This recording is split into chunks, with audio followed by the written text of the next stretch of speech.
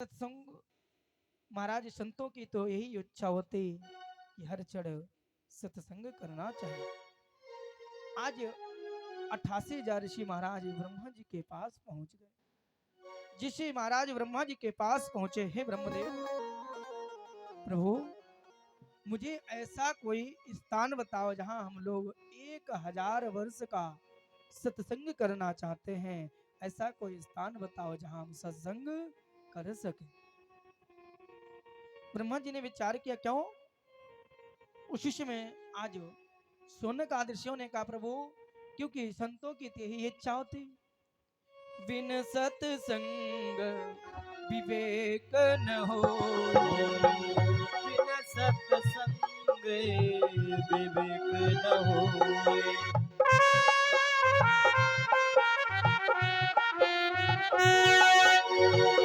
बिन सत्संग विवेक न होई। बिन सत राम कृपा बिने सुलभ न सोई।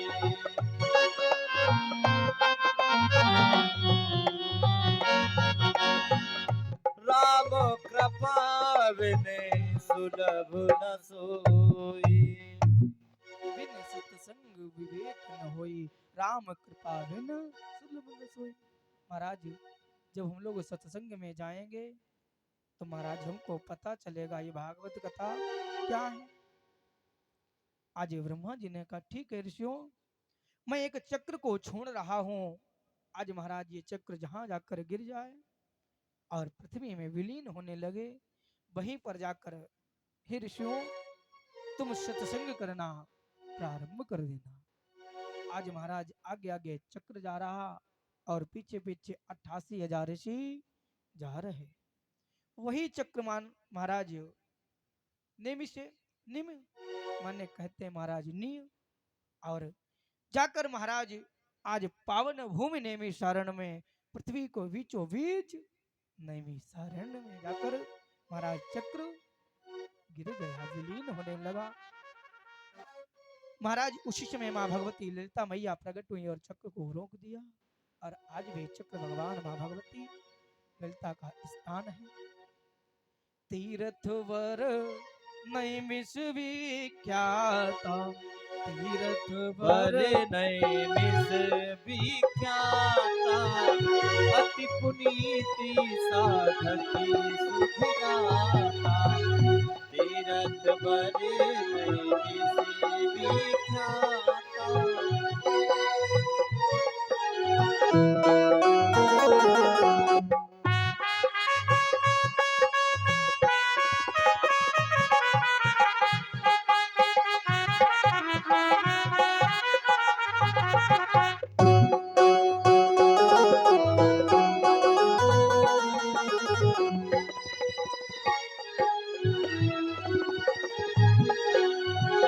तीरथ बरे नैमिष विख्याता। अति पुनीत साधकी सुधिगाता। तीर्थ वर नैमिष विख्याता, अति पुनीत साधक सिद्धिदाता। महाराज तीर्थवर आज पावन भूमि तीर्थ नैमिष सारण में चक्र जैसे स्थापित हुआ, उसी समय महाराज सोनक आदि ऋषि बैठ गए। जब महाराज सोनक आदि ऋषि बैठ गए, अब ऋषियों ने विचार किया किससे कथा सुनी जाए, क्योंकि आपस में सत्संग हो नहीं सकता। एक तो व्यास होना चाहिए जो प्रवचन करे, आपको कथा सुनाए। अब महाराज सारे ऋषियों ने कहा कौन कथा सुनाए। एक दूसरे से कह रहे आप सुनाओ। वो कह रहा महाराज मुझे पता नहीं, मैं ज्ञानी नहीं हूं, मैं नहीं सुना सकता हूं, क्योंकि आप लोग मुझसे ज्ञान में ज्यादा हो। कोई कहता आप आयु में बड़े हो, आप सुनाओ। आज महाराज आपस में वार्तालाप हो रही, लेकिन कथा सुनाने के लिए कोई तैयार नहीं। उसी समय महाराज आयु में छोटे सूत जी महाराज को चुना गया। सूत जी महाराज से आज 88,000 ऋषियों ने कहा, हे सूत जी महाराज आप ही मुझे कथा सुनाओ। आप ही सत्संग करो। सूत जी महाराज ने हाथ जोड़ लिए, प्रभु आप एक एक हजार वर्ष के आयु वाले संत भगवान हो, मैं कथा कैसे सुना सकता हूँ। उसी समय महाराज शौनक आदि ऋषियों ने कहा, प्रभु मुझे पता है आयु से कोई बात नहीं होती, सबसे बड़ी तो बात महाराज ज्ञान के ऊपर होती है। यदि मुझे ज्ञान मिले तो महाराज ये विचार नहीं करना चाहिए छोटा है कि बड़ा है, ज्ञान ले लेना चाहिए, विचार नहीं करना चाहिए कौन से जात का है, कौन नहीं। यदि महाराज मुझे ज्ञान मिल रहा, अच्छी बात मिल रही तो ग्रहण कर लेना चाहिए, और बुरी बात मिल रही तो वहां से चला जाना चाहिए। ठीक है। उसी समय महाराज एक व्यास आसन को बनाया गया, सुंदर वालू का व्यास आसन बना। उसी महाराज व्यास आसन पर आज सूत जी महाराज को बैठाया गया, और जैसे सूत जी महाराज बैठे, आज शौनक आदि ऋषियों ने सुंदर पूजन किया। पूजन करने के बाद में प्रसन्न कर दिया, प्रभु मुझे बताओ कि वक्ता कैसा होना चाहिए, कथा सुनाने वाला कैसा होना चाहिए। जैसे ही पूजन किया वैसे ही प्रसन्न कर दिया, प्रभु मुझे बताओ वक्ता कैसा होना चाहिए और श्रोता कैसा होना चाहिए। सूत जी महाराज ने कहा ठीक है ऋषियों। और महाराज वही पावन भूमि में मनु और शतरूपा जी ने तप किया था 23,000 वर्ष, और जब 23,000 वर्ष तप किया, और उन्हीं मनु और शतरूपा की हम लोग भी संतान है। बोले मनु महाराज की जय हो, शतरूपा मैया की जय हो। और महाराज तीर्थ वर का अर्थ होता है दूल्हा, जो तीर्थों का वर है वो है नैमिषारण्य, और वर का महत्व अधिक होता है। महाराज आप वृंदावन में जाओगे तो सदा भक्ति करने का प्रकट हो जाएंगी भक्ति मैया, और जब आप काशी में जाओगे सदा ज्ञान आ जाएगा। लेकिन महाराज कहते हैं जैसे आप नैमिषारण्य में जाओगे तो महाराज आपको तप करने की इच्छा होगी। आप लोग गए होंगे, कितने लोग गए नैमिषारण्य? हाँ? सभी लोग गए। आप कभी जाना, अनुभव करना, तप करने की इच्छा होगी। और एक बात है, भागवत में लिखा महाराज नैमिषारण्य में यदि आप परमात्मा का भजन करोगे, परमात्मा की एक माला को जपोगे, तो महाराज वो माला 1000 गुना फल की प्राप्ति देने वाला है। तीर्थ वर नैमिष विख्याता, अति पुनीत साधक सिद्धिदाता। यदि आप किसी की सिद्धि करना चाहते हो तो नैमिषारण्य में ही सुलभ है। और वही पवित्र तपोवन नैमिषारण्य में इस दास को भी कई वर्षों तक रहने का अवसर प्राप्त हुआ, पूज्य गुरुदेव भगवान की छत्र छाया में। और ऐसी गुरुदेव भगवान की कृपा हुई जो आज आप लोगों को सुंदर कथा सुनाने का प्रयास कर रहा हूँ। बोलो राधे। मेरे पास कुछ नहीं है, वास्तव में पूज्य गुरुदेव भगवान, माता पिता भगवान, आप सभी का आशीर्वाद है, और कुछ मेरे पास नहीं है। और मैं एक बात और कहता हूँ महाराज, मुझसे 7 दिन में यदि कोई गलत बात निकल जाए तो आप लोग अपना पुत्र बेटा समझकर क्षमा कर देना, क्योंकि मैं एक मूर्ख हूँ, कुछ नहीं जानता। और एक बात कहता हूँ महाराज, जो आपको कथा सुनाऊंगा 7 दिन, वो प्रमाणित सुनाऊंगा, भागवत से सुनाऊंगा। और एक बात, ना मैं चुटकुला सुनाऊंगा, ना सरिया सुनाऊंगा, ना अधिक इधर उधर के बात नहीं सुनाऊंगा। आप लोग गौर करना, जो कथा सुनाऊंगा भागवत से प्रमाणित सुनाऊंगा। और जिसको चुटकुला सुनना वो ना है, चुटकुला मेरे पास है नहीं, और सरिया गीत मेरे पास है नहीं, क्योंकि पूज्य गुरुदेव भगवान का सख्त आदेश है, जहां भी कथा करो कथा सुनाओ, चाहे कोई सुने या न सुने, मेरा गोविंद सुनता है, मेरा कन्हैया सुनता है। ये नहीं जानता हूँ, चाहे भक्त 4 आ जाए कथा सुनने वाले, तब भी मुझे बहुत लगेंगे। और महाराज ऐसे भक्त नहीं चाहिए जो कथा ना सुने, क्योंकि कथा सुनाने का ही उद्देश्य है। और महाराज जहाँ जहाँ गया ऐसे पूज्य गुरुदेव भगवान की कृपा हुई थी, वहां से सुंदर पुरस्कार के साथ में आया। अभी आपके क्षेत्र में 1 महीने पहले ही ग्राम महिलाओं में कथा कर चुका हूँ, सुंदर सम्मान प्राप्त हुआ। ये सब गुरुदेव की कृपा है, आप सभी का आशीर्वाद और प्रेम है, और मेरे पास कुछ नहीं। तो जो कथा सुनाऊंगा प्रमाणित सुनाऊंगा, कोई अलग से कथा नहीं सुनाऊंगा। भागवत से जुड़ी ही कथा आप लोगों को 7 दिन तक इस व्यास मंच से मैं पहुंचाना का प्रयास करूंगा। तो महाराज आज वही भूमि नमी सारण में सोनकाद ऋषियों ने प्रश्न कर दिया, महाराज मुझे बताओ श्रोता कैसा होना चाहिए और वक्ता कैसा होना चाहिए। उसी समय महाराज शिव जी ने कहा, हे ऋषियों बताओ, तुम्हें पहले श्रोता के बारे में पूछना कि वक्ता के बारे में? कहा, महाराज मुझे वक्ता के बारे में बताओ। अब महाराज जरा ध्यान से सुनना कि वक्ता कैसा होना चाहिए और किस वक्ता की कथा सुनने से मेरा कल्याण होगा। महाराज भागवत में लिखा है, एक तो ब्राह्मण होना चाहिए और दूसरा गुरु की शरण में यदि रहा हो तो अच्छी, और यदि गुरु की शरण ना मिली हो तो महाराज गुरु दीक्षा अवश्य ली हो। और ऐसा वक्ता होना चाहिए जो नित्य भगवान का भजन करता हो और आपको सुंदर कथा सुनाने का प्रयास करे, आप तक कथा पहुंच जाए, जो दृष्टांत सुनाए विस्तार पूर्वक सुनाए और आप तक कथा समझ में आए, ऐसा वक्ता होना चाहिए। अर्थात महाराज आजकल ऐसे ऐसे वक्ता हो गए, लीला उनकी समझ में ही नहीं आ रही क्या है। अपने पीछे शास्त्री लिखे हैं, अब शास्त्री के बारे में अर्थ पूछो, शास्त्री का अर्थ क्या है ये नहीं बता पाएंगे, लेकिन शास्त्री हैं। कथा के नाम पर ही भागवत बैनर लिख जब छपवाते हैं तो महाराज लिखते हैं श्रीमद् भागवत कथा, और श्रीमद् भागवत कथा तो लिख देते हैं, लेकिन महाराज जब सुनते हैं तो 7 दिन में भागवत कथा का एक भी श्लोक नहीं बोलते। श्लोक की तो बात छोड़ो महाराज, एक कथा भी नहीं सुनाते हैं, और नाम है भागवत का। तो ऐसा वक्ता नहीं होना चाहिए। सुंदर मूर्त निकाले और सुंदर आयोजन का प्रारंभ करें और आप कथा सुनाने का प्रयास करें। इसके बाद कहा महाराज वक्ता कैसा होना चाहिए। महाराज श्रोता 2 प्रकार के होते हैं, एक होते हैं श्रोता, एक होते हैं श्रोता। महाराज श्रोता वो होता है जो मेरी कथा को सुनन करे, मनन करे, भगवान को याद करे, वो श्रोता हो।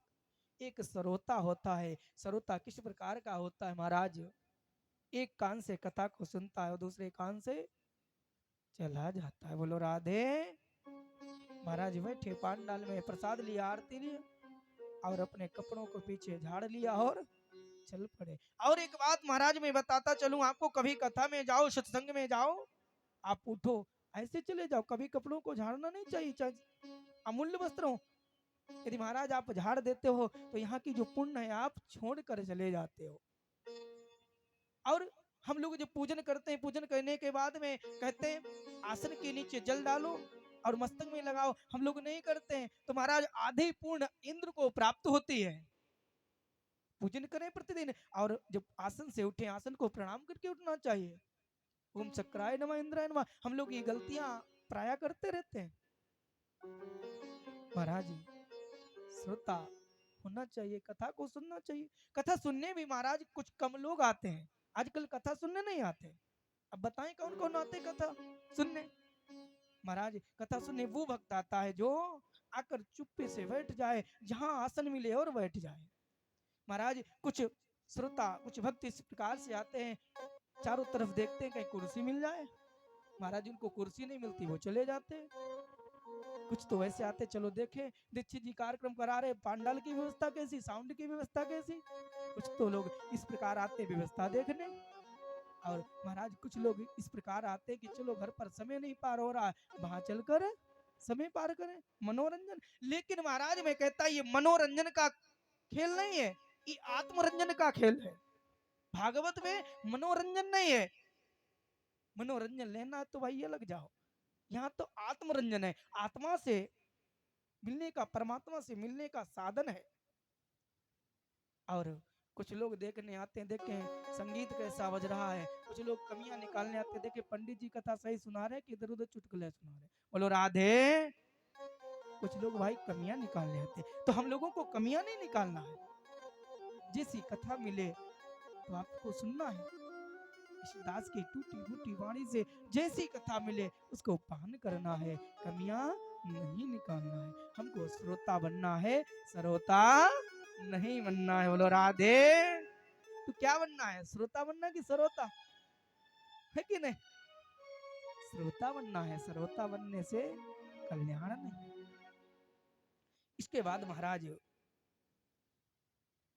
शौनक आदर्शों ने प्रश्न कर दिया, प्रभु अज्ञान विदुषा कोटि सूर समाप्रभा भूताख्य कथा सारम मम कर्ण रसायनम।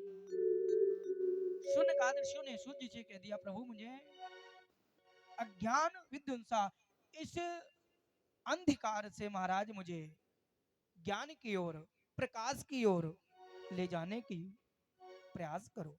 ऐसी कथा सुनाओ जो हम लोग अंधकार में बैठे हैं, माया में डूबे हैं, अहमता और ममता रूपी रस्सी को पकड़े हैं, इस रस्सी को छोड़ दें और प्रभु को प्रकाश की ओर प्राप्त करें। मानव महाराज दो रस्सियां पकड़े बैठा, अहमता और ममता। महाराज अहमता अपने शरीर से करता है और ममता नाते रिश्तेदारों से करता है, पैसे से करता है। और महाराज जिस दिन अहमता और ममता छूट गए उसी दिन मेरा गोविंद मिल जाएगा। बोलो राधे। आप लोगों ने कथा सुनी होगी, जब यशोदा मैया ने, आगे कथा आएगी, मेरे लाला को ओखल से बांध दिया, बांधने से पहले एक छड़ी को ले लिया था, कहा लाला मैं तुम्हारी पूजा करूंगी, जरा रुक जाओ। लेकिन कन्हैया भाग रहे थे, पकड़ाई नहीं दे रहे थे, और जैसे ही रस्सी छोड़ी उसके बाद मेरे कन्हैया ने पकड़ाई दे दी। क्यों? क्योंकि मैया के पास छड़ी थी। लाला ने मेरे कहा मैया आप इस छड़ी को छोड़ दो, मैं आ जाऊंगा। और जैसे यशोदा मैया ने छड़ी को फेंका, फिर लाला क्यों आ गए? महाराज इसीलिए आगे मेरे परब्रह्म परमात्मा कहता है, ये अहम रूपी छड़ी यदि मेरे पास है तो मेरा गोविंद मिलने वाला नहीं है। चाहे पूजन करो, पाठ करो, मिलने वाला नहीं है। बोलो राधे राधे। तो मानव अहमता किससे करता है? शरीर से। शरीर का कुछ नहीं पता, मिट्टी में एक दिन मिल जाएगा। और ममता नाते रिश्तेदार परिवार से करता है। महाराज ये परिवार भी साथ देने वाला नहीं है। तो ममता और ममता रूपी रस्सी को छोड़ने पड़ेगा। और जिस दिन महाराज छूट गई और मेरे गोविंद के चरणों में आ गए, मैं महाराज ये सच कहता हूँ, जिस दिन गोविंद की कृपा प्राप्त हो गई और गोविंद के चरणों में आनंद मिल गया तो संसार छूट जाएगा। मेरे गोविंद का ऐसा प्रेम रोग है, छूटने वाला नहीं। महाराज मेरे गोविंद को भजो, उसी से बेड़ा पार होने वाला। आज जैसे महाराज कहा प्रभु इस अंधकार से मुझे ज्ञान की ओर ले जाओ, ऐसा कोई उपाय बताओ, ऐसी कोई कथा सुनाओ। अब महाराज सूर्य ने कहा है ऋषियों सुनो, यदि मानव को चिंता मणि मिल जाए, अब तो चिंता मणि भाई महाराज बड़ी वस्तु होती, यदि चिंता मणि मिल जाए तो चिंता मणि हमको क्या दे सकती है? महाराज चिंता मणि मुझे सिर्फ इस पृथ्वी की सुख दे सकता है और संपत्ति दे सकता है। यदि मेरे पास गाड़ी नहीं, गाड़ी दे देगा, पैसा दे देगा, और कुछ नहीं चिंतामणि प्राप्त करा सकती है। और महाराज चिंतामणि छोड़ो, यदि कल्प वृक्ष मिल जाए तो कल्प वृक्ष मुझे क्या दे देगा? महाराज कल्प वृक्ष मुझे स्वर्ग की व्यवस्थाएं तो दे देगा, लेकिन कल्याण नहीं कर सकता। और चिंतामणि से भी कल्याण नहीं हो सकता। किससे कल्याण होगा? गुरु से। गुरु रूपी जिस दिन महाराज मुझको नाव मिल गई, उसी दिन हम लोग भव से पार हो जाएंगे। गुरु बिन भव निधि तरहीन कोई, ओ गुरु बिन भव निधि तरहीन कोई।